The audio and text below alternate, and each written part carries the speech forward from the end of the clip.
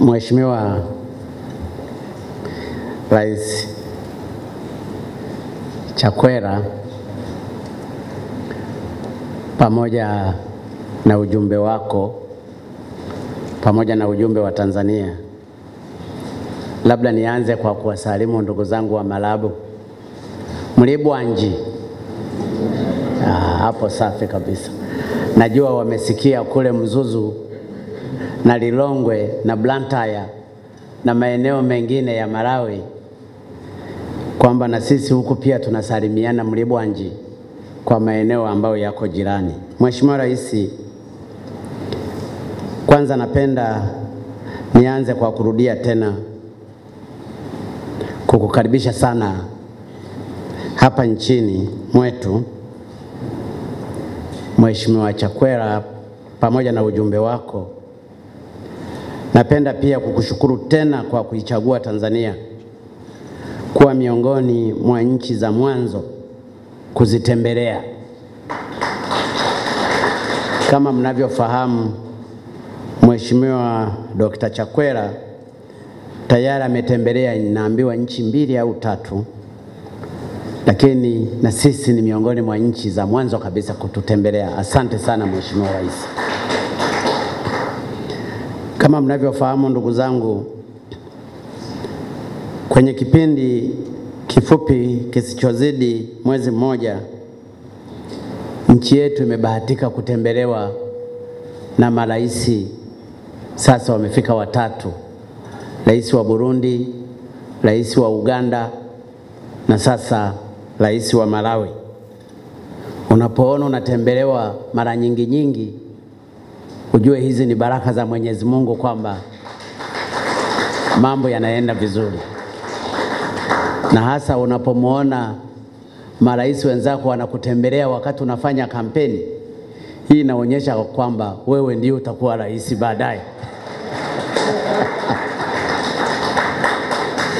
Nakushukuru sana Mheshimiwa Rais kwa kututembelea wakati huu ambao mimi najua ni baraka nzuri sana za mambo mengi sana mazuri yanayofanyika. Waheshimiwa waandishi wa habari, mengi yamezungumzwa na rafiki yangu Mheshimiwa Rais Chakwera, lakini kikubwa zaidi, Malawi ni marafiki zetu sana. Ni marafiki zetu wakubwa. Tuna historia nayo. Historia hii imeanza tangu tukiwa bado tuko chini ya wakoloni. Historia ya undugu wa Malawi na Tanzania iliendelea kuwepo. Hata baada ya kupata uhuru chini ya Kamuzu Banda na huku chini ya Mwalimu Nyerere, historia ya undugu kati ya Malawi na Tanzania imekuwepo. Na ndio maana unaweza kukuta hata aliyependisha bendera kwenye mlima wetu Kilimanjaro baada ya kupata uhuru mwaka 61 anaitwa Nyirenda, na Nyirenda asili yao ni Malawi. Kwa hiyo unaweza ukaona. Lakini huku Tanzania wakina Mweni Songole wapo, na Malawi wapo wakina Mweni Songole na wengine wengi. Kwa hiyo undugu na historia ya kweli kati ya mahusiano kati ya Tanzania na Malawi upo na wala hauwezi kufutika.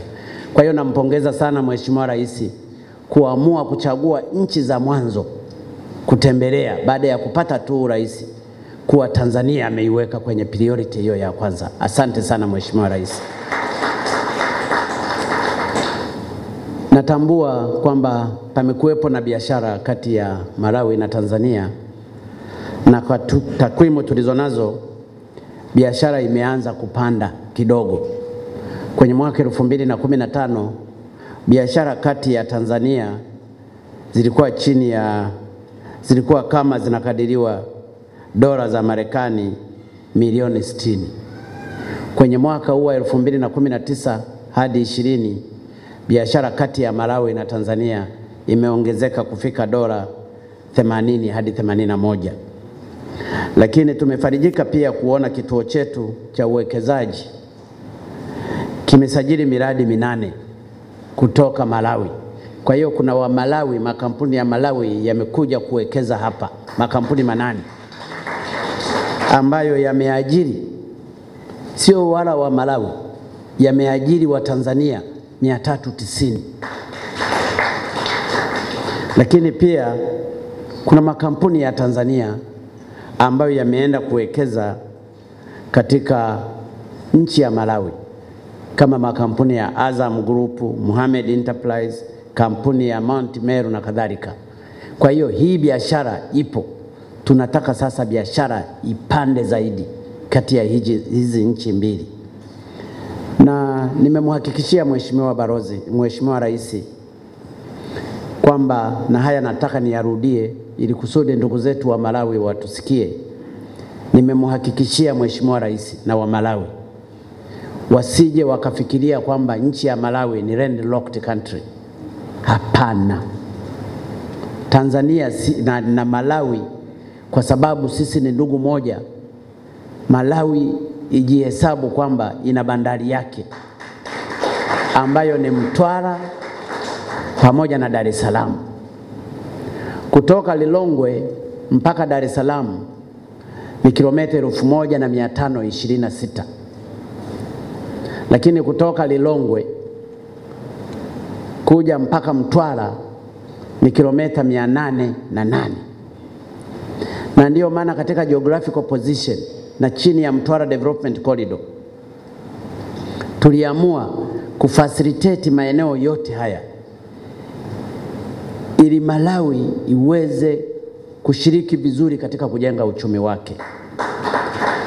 Bandari ya Mtwara kwa sasa hivi inafaniziwa ukarabati mkubwa na expansion. Ina uwezo wa kubeba tani 400,000. Itakapofika mwezi Disemba mwaka huu itakuwa na uwezo wa kubeba tani 1,000,000. Kwa hiyo mtu anaweza, mfanyabiashara kutoka Malawi anaweza akatoka Nkata Bay akatembea zile nautical mile 25 zilizoko kwenye ziwa, akaja Mbamba Bay.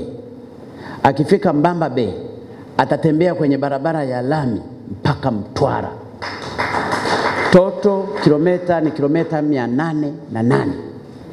Na tumesema kwamba ndani ya mwezi mmoja, miezi miwili, Wizara ya Transport ya Tanzania chini ya Mheshimiwa Waziri Kamwele, maana yake kupitia bandari TPA, wafungue ofisi Lilongwe ili wafanya biashara wa Malawi wasihangaike kuja kwanza Dar es Salaam kufanya facility ya kusafirisha mambo yao, yamalizikie Lilongwe na mzigo usafiri kutoka Mtwara au kutoka Dar es Salaam. Na tumezungumza na Mheshimiwa Rais kwamba upande wa Malawi sasa anayehusika na transportation ahakikishe ana facilitate ufunguzi wa hiyo ofisi ya TPA ndani ya Malawi katika kipindi hicho mifupi. Na nimemweleza Mheshimiwa Rais, hii ndio zana halisi ya hapa kazi tu. Hatutaki mambo ya chelewe, tunataka ya happen. Lakini pia katika kuhakikisha mawasiliano na transportation system ya kufacilitate nchi ya Malawi, kwa upande wa Songwe kwenda Ileje, kwenda kwenye mpaka sasa wa Malawi mpaka Chitipe, nafikiri Chitipa ni kilomita 82.7. Zile section zote ambazo zilikuwa ndizo zinasumbua kwa upande wa Malawi, kilomita 52, sasa hivi zinajengwa kwa lami, na lami imekamilika 95%. Kwa hiyo nayo inaweza ikawa njia mojawapo ya kupitia njia ya kawaida kwenda Malawi. Na mtu anaweza kaja hata na treni ya Tazara, halafu akateremka akapeleka mizigo yake mpaka Malawi.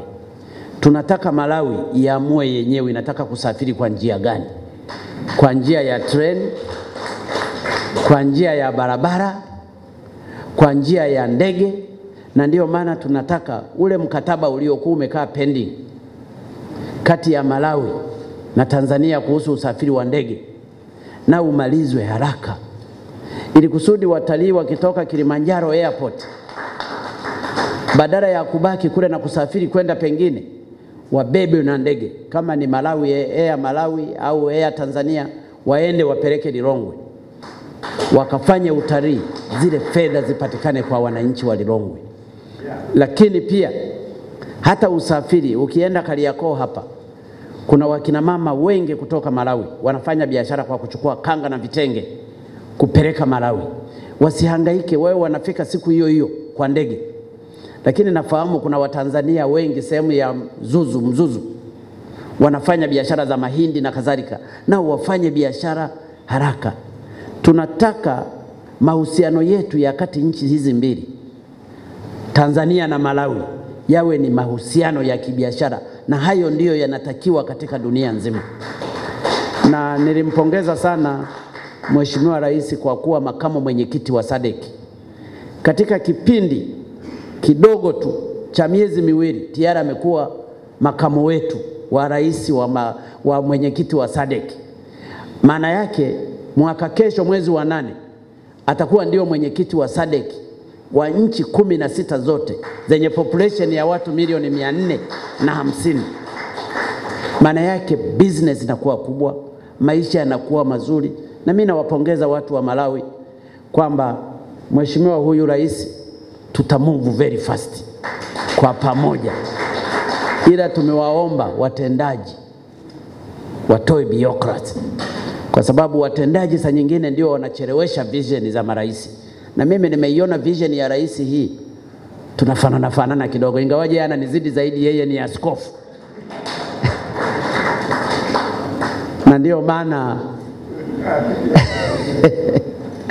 Na ndio maana ninaona mambo yataenda vizuri. Nataka niwahakikishie ndugu zangu wa Malawi na wa Tanzania, tuko pamoja. Na ziara ya Mheshimiwa Rais amekuja kucement hii good relationship ambayo imekuwa ikiexist between the two countries. Tumezungumzia kuhusu development ya Songwe. Tunataka nchi mbili hizi tuangalie cost analysis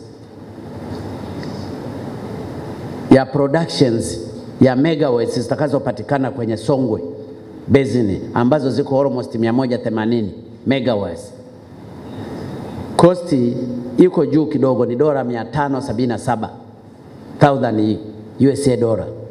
Ninafikiri tukikaa pamoja kati ya nchi hizi mbili tunaweza hizo costi zikashuka chini, kwa sababu tuna experience ya kujenga Nyerere Dam ambayo inatoa megawatts 2115. Na ninafahamu Malawi kuna tatizo kubwa la power. Mahitaji yao ni zaidi ya megawatts 400,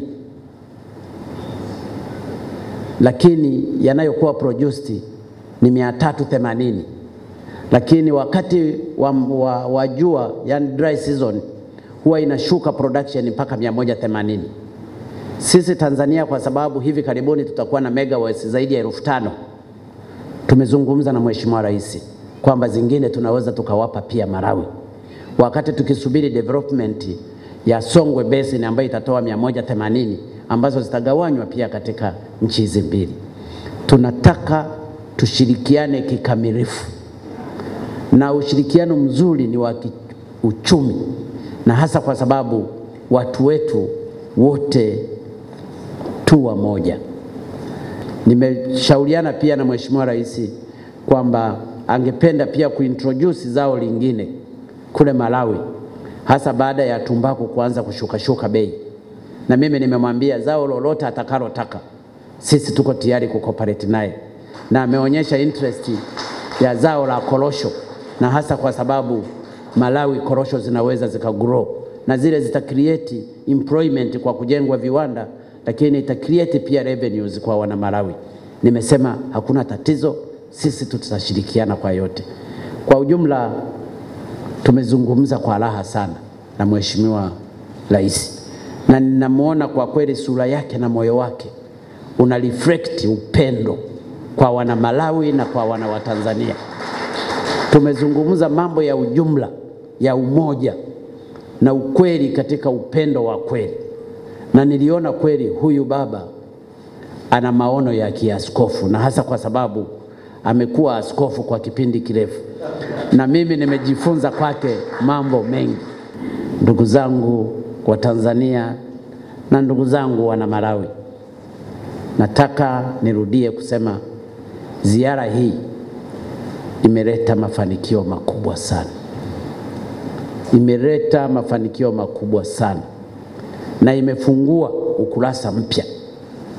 Ninawaomba wana Malawi, mnapokuja Tanzania mjue mko katika nchi yenu, na ninawaomba wa Tanzania mnapokuwa Malawi mko katika nchi yenu, kwa sababu sisi wote ni wamoja. Tumeumbwa kwa mfano wa Mungu na Mungu anatupenda, lakini pia anatupenda sisi wote kwa pamoja, na ndiyo maana huu ndio wakati pekee wa kufanya biashara na kutengeneza matumaini makubwa kwa watu wetu wana Malawi na wa Tanzania. Nimemshukuru pia kwa kuwa makamu mwenyekiti wa SADC, lakini nimemshukuru pia kwa kuja na mke wake Monica. Monica, mimi katika familia yetu, Monica ndio dada yangu wa kwanza kuzaliwa na marehemu baba pamoja na mama yangu. Monica ndio dada yetu mkubwa. Nilipokuwa nikiulizia, huyu akaniambia mke wake ni Monica, na wanafanana kidogo hata na shape. Nikaona huyu ni shemeji yangu kwa sababu amemleta Monica hapa. Kwa hiyo nimefurahi kumuona shemeji yangu pia wa jina la dada yangu marehemu Monica, ambaye tulimpenda sana katika ukoo wetu. Kwa hiyo Mheshimiwa Rais, asante sana, na nimemwambia hana sababu ya kuharakisha kurudi kule. Anaweza akakaa, akitaka pia anaweza akatembelea Zanzibar, anaweza akaenda Ngorongoro, hata siku nyingine akiamua kuja kupumzika hapa aje, ila asimsahau aje naye Monica. Lakini pia amenikaribisha kwenda Malawi, na mimi nimesema nitakuja tena Malawi kwa sababu Malawi napapenda na wapenda watu wa Malawi. Ndugu zangu wa Tanzania na Malawi, this is the special opportunity God have given us. We are supposed to move together. We are supposed to consider the best issue of economic developments. We have no brothers. We have no fathers. We are supposed to move as Africans. Africa should move on their own. They are supposed to change the directions. We are supposed to focus according to our directions, according to our environments. That is the only way we can help our people. Nobody should come and say that he's there to solve the problems of our people. We are the one, we leaders. We are supposed to change the directions as far as economic is concerned for our people. And the only solution is to move together by considering God is the one and the powerful to direct us in every direction. Your Excellency, I'm just trying to preach, but I can't reach you. Ndugu zangu, ninawashukuru tena. Ninawashukuru sana wa Tanzania, ninawashukuru sana ndugu zangu wa Malawi. Ninamshukuru sana Mheshimiwa Rais wa Malawi. Mungu mbariki Rais Chakwera. Mbariki sana yeye na familia yake. Mungu wabariki viongozi wa Malawi. Mungu wabariki wa Malawi wote. Mungu wabariki pia na Watanzania wote. Mungu bariki mahusiano mazuri yaliyopo kati ya Tanzania na Malawi. Asanteni sana kwa kunisikiliza.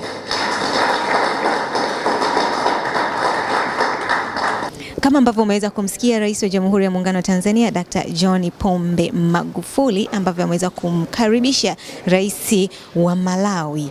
Naye Rais kutoka nchini Malawi Lazarus Chakwera ana haya kusema kwa Watanzania pamoja na wa Malawi. President Magufuli and I have had talks, quite extensive, but they bordered on issues that can take our peoples to greater heights in terms of prosperity and the sharing of the wealth that we have been endowed by our Creator.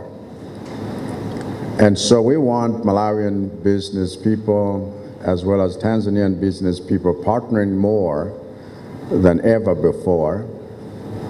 President Magufuli has assured me that Malawi should never consider itself as a landlocked country,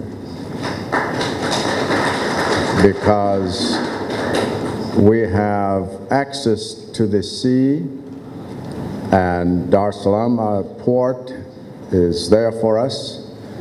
Mtwara port is there for us. It's a matter of how we want to use the volumes of cargo that come through either ports and what would be most convenient for us.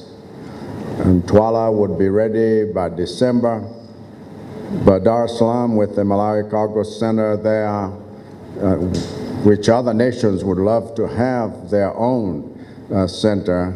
Malawi has had a preferential treatment because my brother considers Malawi as close-knit, and that we would want to be helped any way possible. We want to make sure that things we talk about pass the stage of just talking. And so we are looking at memorandum of understanding in terms of airways, in terms of consolidating our joint permanent commission, the cooperation, so that we can facilitate movement of our peoples and goods and services much faster. We want to have one-stop border post to eradicate bureaucracy that sometimes only fuels corruption. We want to make sure that we learn from the best practices that Tanzania has in terms of managing revenue and how to collect and use the same for projects, so that we don't depend on either the West nor the East, because God has given us sufficient resources for us to develop our own countries.